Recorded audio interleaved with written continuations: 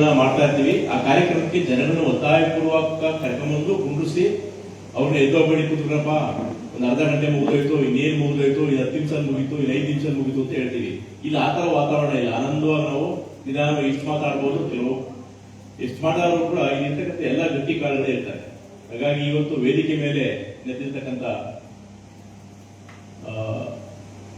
ಅಂದ್ರೆ ಸಂಗೀತಕ್ಕೆ ರಾಜಾಶ್ರಯವನ್ನು ನೀಡ್ತಾ ಇರ್ತಕ್ಕಂಥ ಮಹಾ ಪೋಷಕರಾಗಿರ್ತಕ್ಕಂಥ ನಮ್ಮ ನಾಗರಾಜ್ ಬೇಡಿ ಅವರೇ, ಹಾಗೂ ಕರ್ನಾಟಕ ಅಲ್ಲಿ ಮೈಸೂರು ಕನ್ನಡ ಸಾಹಿತ್ಯ ಪರಿಷತ್ತಿನ ಅಧ್ಯಕ್ಷರಾಗಿರ್ತಕ್ಕಂಥ ಮಡಿಕೆರೆ ಗೋಪಾಲ್ ಸರ್ ಅವರೇ, ಹಾಗೂ ನಮ್ಮ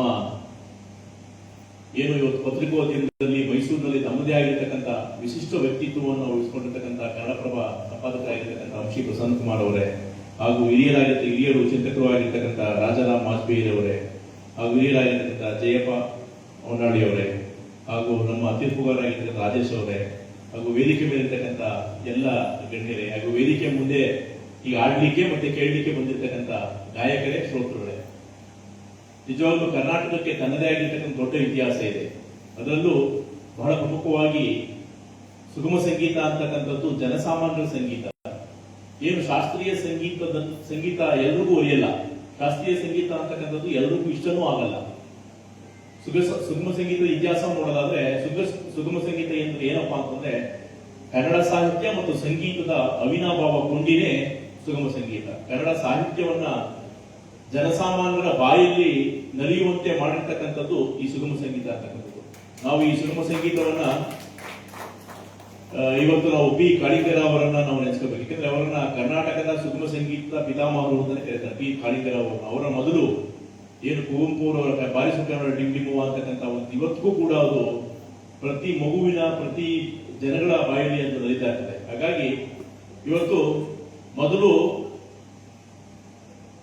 ಸಿನಿಮಾ ಸಾಹಿತ್ಯ ಅಥವಾ ಸಿನಿಮಾ ಹಾಡುಗಳು ಮೊದಲು ಜನಸಾಮಾನ್ಯರಿಗೆ ಬಹಳ ಸುಲಭವಾಗಿ ದಕ್ತಾ ಇದ್ದವು. ಆದ್ರೆ ಇವತ್ತು ಸಿನಿಮಾ ಸಂಗೀತವನ್ನ ಹಾಡುಗಳನ್ನ ಮೀರಿಸಿ ಸುಗಮ ಸಂಗೀತ ಅಂತಕ್ಕಂಥದ್ದು ರಸಿಕರ ಒಂದು ಮನವನ್ನು ಕಳಿಸ್ತಾ ಇದೆ ಅಂತಂದ್ರೆ ಅದಕ್ಕೆ ಬಹಳಷ್ಟು ಮಾನೀಯರ ಕಾರಣ. ಸಿ ಅಶ್ವಥ್ ಅವರಾಗಿರ್ಬೋದು, ಇನ್ನು ಬಹಳ ವೈಕೆ ಮುದ್ದುಕೃಷ್ಣ ಅವರು, ಈಗ ಇಲ್ಲಿರ್ತಕ್ಕಂಥ ಮೈಸೂರು, ಅದರಲ್ಲೂ ವಿಶೇಷವಾಗಿ ಮೈಸೂರಿನಂತೂ ಬಹಳ ವಿಶೇಷವಾಗಿರ್ತಕ್ಕಂಥವ್ರು.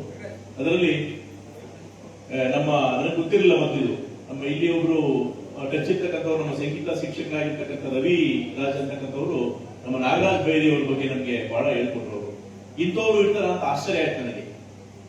ಅಂಥವ್ರು ಇರಲೇಬೇಕು. ಇವತ್ತು ನಾವು ಈ ಸಮಾಜದಲ್ಲಿ ನೋಡ್ತೀವಿ, ಏನಿವತ್ತು ಎಲ್ಲ ಅಗರ್ಭ ಶ್ರೀಮಂತರುಗಳೇ,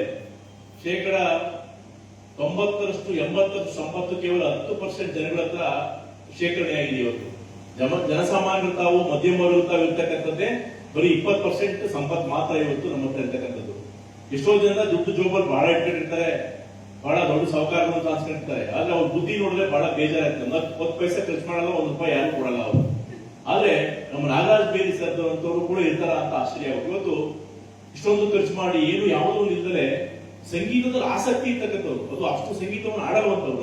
ನಾನು ಕೇಳಿದ ಪಟ್ಟಕ್ಕವರೇ ನಾವು ಆಡಕ್ ಇಷ್ಟಪಡಲ್ಲ, ಅವ್ರು ಗಾಯಕರಲ್ಲ ಅಂತ ಸಂಗೀತ. ಆದ್ರೂ ಕೂಡ ಸಂಗೀತ ಪ್ರಿಯರು, ಸಂಗೀತಕ್ಕೆ ಏನು ಅದೊಂದು ಹುಚ್ಚು ಅಂತ. ಈ ತರದವ್ರು ಇದ್ರೆ ದೇಶದಲ್ಲಿ ಮಳೆ ಬೆಳೆ ಆಗ್ತದೆ ಅಂತ ಹೇಳ್ತಾರೆ ನಮ್ಮ ಹಳ್ಳಿಗಳ ಕಡೆಗೆ. ಇಂಥವ್ರಿದ್ರೆ ಕೂಡ ನಮ್ಗೆ ನಿಜವಾಗ್ಲೂ ಅವ್ರು ಹೋಗ್ತಕ್ಕಂಥದ್ದಲ್ಲ, ಇಂಥವ್ರ ಸಂಖ್ಯೆ ಜಾಸ್ತಿ ಆಗ್ಬೇಕು. ಇವಾಗ ಎಲ್ಲ ಒಳ್ಳೆಯವರು ಏನು ಮಾಡಲ್ಲ, ಸಮಾಜಕ್ಕೆ ಏನು ಕೊಡಲ್ಲ ಅವರು. ಹಾಗಾಗಿ ಇವತ್ತು ಅವರು ಒಂಥರ ಸುಗಮ ಸಂಗೀತಕ್ಕೆ ರಾಜಾಶ್ರಯವನ್ನು ನೀಡಿದ್ದಾರೆ. ಇವತ್ತು ಒಂಥರ ಒಳ್ಳೆ ಒಂದು ಪ್ರೋತ್ಸಾಹ ಮಾಡ್ತಾರೆ, ಮಹಾ ಪೋಷಕರಾಗಿದ್ದಾರೆ ಅಂತ. ಅಂಥವ್ರ ಸಂಖ್ಯೆ ಜಾಸ್ತಿ ಆಗಲಿ. ಇವತ್ತು ನಾವೆಲ್ಲ ಅನ್ಕೊಂಡಿದೀವಿ ಈ ಜಗತ್ತಿನ ಭವ್ಯ ಇತಿಹಾಸ, ದೊಡ್ಡ ದೊಡ್ಡ ನಗರಗಳಲ್ಲಿ, ದೊಡ್ಡ ದೊಡ್ಡ ಬಿಲ್ಡಿಂಗ್ಗಳಲ್ಲಿ, ದೊಡ್ಡ ದೊಡ್ಡ ಇವತ್ತು ನಾವು ನೀವೆಲ್ಲ ನೋಡಿಲ್ಲ. ನಾವೆಲ್ಲ ಸಾಮಾನ್ಯವಾಗಿ ಇವತ್ತು ದೊಡ್ಡ ದೊಡ್ಡ ಫ್ಯಾಕ್ಟರಿ ನೋಡಿದ್ರೆ ಎದೆ ಚೆಂದ ಅಂತದ್ದು. ಇವತ್ತು ಹಿಂದೆ ಇರ್ಲಿಲ್ಲ. 70-90 ವರ್ಷದಿಂದ 100 ವರ್ಷದಿಂದ ಈ ತರ ದೊಡ್ಡ ದೊಡ್ಡ ಕಾರ್ಖಾನೆಗಳೆಲ್ಲ ಇರಲಿಲ್ಲ.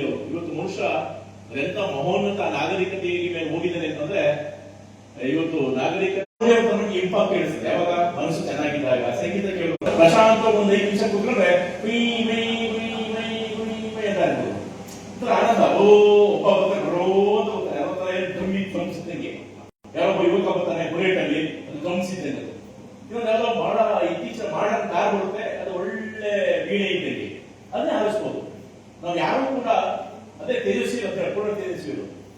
ನಿಮ್ಮ ಮನಸ್ಸಿನಲ್ಲಿ ನಿಮ್ಮ ಮನಸ್ಸು ಶಾಂತಿ ಇಲ್ಲ ಅಂತಂದ್ರೆ ನೀವು ಮನಃಶಾಂತಿ ಹುಡುಕೊಂಡು ಎಲ್ಲೋ ಕೂಡ ನಿಮ್ಗೆ ಸಿಗಲ್ಲ ಅಂತ ನಾವು ಸುತ್ತಾಡ್ತೀವಿ. ಸಾಮಾನ್ಯವಾಗಿ ನೋಡಿ ಕೆಲವರಿಗೆ ಅಭ್ಯಾಸ ಆಗುತ್ತೆ, ಎಲ್ಲೂ ಮನಃಶಾಂತಿ ಸಿಗಲ್ಲ. ಅವ್ರು ಆಟೂರ್ಗೆ ಹೋಗ್ತಾರೆ, ಗೀಟೂರ್ಗೆ ಹೋಗ್ತಾರೆ, ವ್ಯಾಪಾರಕ್ಕೆ ಹೋಗ್ತಾರೆ, ಸಂಜೆ ಆದ ತಕ್ಷಣ ಕೈಗೆ ಸಿಗಲ್ಲ, ಎಲ್ಲರೂ ಹೊರಟಾಗ್ತಾರೆ, ಎಲ್ಲ ಮಾಡಿದ್ರು ಮನಃಶಾಂತಿ ಸಿಗಲ್ಲ. ಮನುಷ್ಯನಿಗೆ ಯಾರಿಗೆ ಮನಸ್ಸು ಶಾಂತವಾಗಿರ್ತದೋ ಅವನಿಗೆ ಎಲ್ಲಾ ಕಡೆ ಸಂತೋಷ ಸಿಗ್ತದೆ. ನಾವೆಲ್ಲಿರ್ತೀವೋ ಅಲ್ಲಿ ಸಂತೋಷ, ಶೂನ್ಯದಲ್ಲೂ ಸಂತೋಷ ಪಡುವಂತ ಮನೋಭಾವ ಬೆಳಿಬೇಕು ಅಂದ್ರೆ ಸಂಗೀತವನ್ನು ನಾವು ಆಶ್ರಯಿಸಬೇಕು. ನಿಜವಾಗ್ಲೂ ನಾವು ಇವತ್ತು ಏನು ನಾವು ಈ ನಾಗರಿಕತೆ ಉಳಿದಿದೆ ಅಂದ್ರೆ ಅದಕ್ಕೆ ಸಂಗೀತ, ಸಾಹಿತ್ಯ, ಚಿಂತಕರು, ಈ ಒಳ್ಳೆ ಇವೆಲ್ಲ ಕಾರಣ ಅಷ್ಟೇ. ಹಾಗಾಗಿ ಇವತ್ತು ನೋಡಿ ಎಷ್ಟೋ ಜನ ಇವತ್ತು ಈ ಟಿವಿ ಮಾಧ್ಯಮಗಳು ಇವೆಲ್ಲ ಇಂಪ್ರೂವ್ ಆದ್ಮೇಲೆ ಜನಸಾಮಾನ್ಯರ ಜೀವನ ಎಷ್ಟೋ ಸುಧಾರಿಸ್ತಾ ಇದೆ. ಇವತ್ತು ಎಷ್ಟೋ ಒಂದು ಇಂಪ್ರೂವ್ ಆಗಿದೆ. ಇವತ್ತೆಷ್ಟೋ ಇವಾಗೆಲ್ಲ ಇದಕ್ಕೆಲ್ಲ ಕಾರಣ ಈ ಸಂಗೀತ ಅಂತಕ್ಕಂಥದ್ದು. ಅದರಲ್ಲೂ ನಿಜವಾಗ್ಲೂ ನೀವೆಲ್ಲ ವೀಕೆಂಡ್ ಅಲ್ಲೂ ಕೂಡ ವೀಕೆಂಡ್ ಬಂದ ತಕ್ಷಣ ಎಲ್ಲ ಹೊರಟ್ಬಿಡ್ತಲ್ಲ, ಟೂರ್ ಮಾಡೋದು, ಅಲ್ಲಿ ನೋಡೋದು, ಇಲ್ಲಿ ನೋಡೋದು, ಇಲ್ಲಿ ಮಾಡ್ತಾರೆ. ಅದರಲ್ಲೂ ನೀವು ಸಂಗೀತ ಆಡ್ಬೇಕು, ಸಂಗೀತ ಕೇಳಬೇಕು ಅಂತ ಇಷ್ಟೊಂದು ಜನ ಬಂದಿದ್ದೀರಿ ಅಂದ್ರೆ ಬಹಳ ಸಂತೋಷ ಆಗುತ್ತೆ.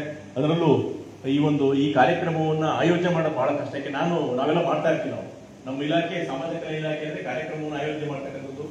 ಸಮಾಜ ಕಲ್ಯಾಣ ಇಲಾಖೆ ಅಂತ ಗೊತ್ತಿಲ್ಲ, ನಮ್ದು SC development department, schedule caste, ಜಾತಿ ಆಧಾರದ ಮೇಲೆ ತುಳಿತಕ್ಕೊಳಗಾಗಿರ್ತಕ್ಕಂಥವ್ರನ್ನ ಮೇಲಿರ್ತಕ್ಕಂಥದ್ದು. ನಾವೆಲ್ಲ ಬಹಳಷ್ಟು ಕಾರ್ಯಕ್ರಮವನ್ನು ಆಯೋಜನೆ ಮಾಡ್ತಾ ಇರ್ತೀವಿ. ನಾವು ನಮ್ಮ ಡಿಪಾರ್ಟ್ಮೆಂಟ್ ಅಲ್ಲಿ ಬಹಳಷ್ಟು ಕಾರ್ಯಕ್ರಮಗಳನ್ನು ಮತ್ತೆ ಜಿಲ್ಲಾ ಮಟ್ಟದ ಅಧಿಕಾರಿಗಳಿಂದ ಒಂದು ಕಾರ್ಯಕ್ರಮ ಆಯೋಜನೆ ಮಾಡೋದು ಎಷ್ಟು ಕಷ್ಟ ಅಂತ ನಮ್ಗೆ ಗೊತ್ತಿದೆ. ಅದು ಕಷ್ಟ ನಮ್ಗೆ ಗೊತ್ತಿದೆ. ಈಗ ನೆಮ್ಮದಿಯಾಗಿ ಕೂತಿರ್ತೀವಿ ನಾವೆಲ್ಲ ಇಲ್ಲಿ. ಬಟ್ ನಾಗರಾಜ್ ಸರ್ಗೆ ಅವ್ರಿಗೆ ಮನಸ್ಸು ಸಮಾಧಾನ ಇಲ್ಲ, ಅಲ್ಲೇನಾಯ್ತು ಇಲ್ಲೇನಾಯ್ತು, ಅಲ್ಲಿ ವೇದಿಕೆ ಕಾರ್ಯಕ್ರಮ ಬಹಳ ಟೆನ್ಷನ್ ಇರ್ತದೆ. ಅದು ಕೂಡ ಅವರ ಒಂದು ಸಮಾಧಾನಕ್ಕೆ ನಾವು ಮೆಚ್ಚಬೇಕು. ನಾಗರಾಜ್ ಬೇರಿ ಸರ್ ಅವರ ಸಂಖ್ಯೆ ಜಾಸ್ತಿ ಬೆಳೀಲಿ. ಕರ್ನಾಟಕದಲ್ಲಿ ಮೈಸೂರಿಗೆ ತನ್ನದೇ ಆಗಿರ್ತಕ್ಕಂಥ ಇತಿಹಾಸ ಇದೆ, ಸಾಂಸ್ಕೃತಿಕ ನಗರಿ ಅಂತಕ್ಕಂಥ ಹೆಸರನ್ನ ಉಳಿಸಿ ಬೆಳೆಸ್ಕೊಂಡು ಹೋಗಲಿ. ಚಿಂತಕರ ಒಂದು ಸಂಗೀತಗಾರರ ಸುಗಮ ಸಂಗೀತ ಅಂತಕ್ಕಂಥದ್ದು ಇನ್ನೂ ಬೆಳೀಲಿ ಅಂತ ಹಾರೈಸಿ ಇವತ್ತು ನನಗೆ ಉದ್ಘಾಟಕ ಸ್ಥಾನವನ್ನ ಇಂಥ ದೊಡ್ಡ ವೇದಿಕೆಯಲ್ಲಿ ಹಿರಿಯರ ಸಮ್ಮುಖದಲ್ಲಿ ನಮ್ಮ ಮಠಿಪುರ ಗೋಪಾಲ್ ಸರ್ ಹೇಳ್ತಿದ್ರು, ಜನರೇ ರಂಗೇಗೌಡರನ್ನು ಹೆಂಗ ಕಾಣಿಸ್ತಾರೆ ಅಂತ.